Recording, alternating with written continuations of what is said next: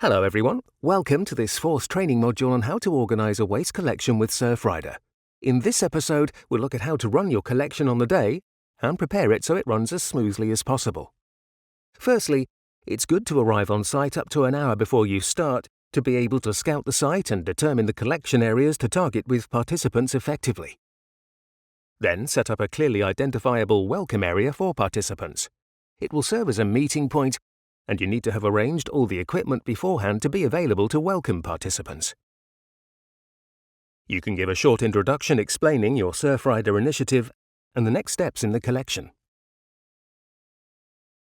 You can also use the event and awareness-raising tools made available to you by Surfrider, but this will be covered in another training episode. Next, clearly define the spatial and temporal scope of your collection, which means the areas in which the waste will be collected, so clearly define the exact zone where people will need to go to collect waste, and also the timing. For timing that keeps participants motivated, we recommend planning for 45 minutes to 1 hour of collection, leaving roughly as much time for quantification afterwards. We will present the quantification part in another episode of the training.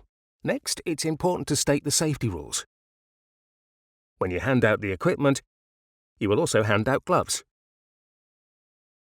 It's important to wear gloves when handling waste, and just as important not to touch your face with your gloves. Waste that has been in the environment for some time can contain a number of pollutants, so it's important to protect yourself. Be sure to tell people to be careful with sharp objects, cutting objects or needles, and to pick them up carefully. Most importantly, all children must be accompanied by an adult when handling this type of object. Next, in terms of the collection, make it clear that only waste should be collected.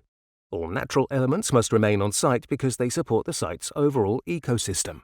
You can also create a challenge or competition to motivate your participants and liven up your collection session. It always adds a bit of energy and drive. For equipment distribution, feel free to form groups of 2 or 3 people for the collection.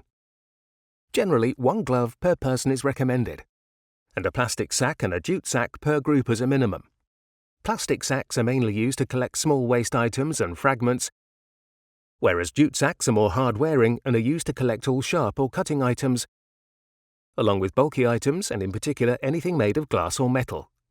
I hope you now have everything to run your collection on the day. And see you again in the next episode.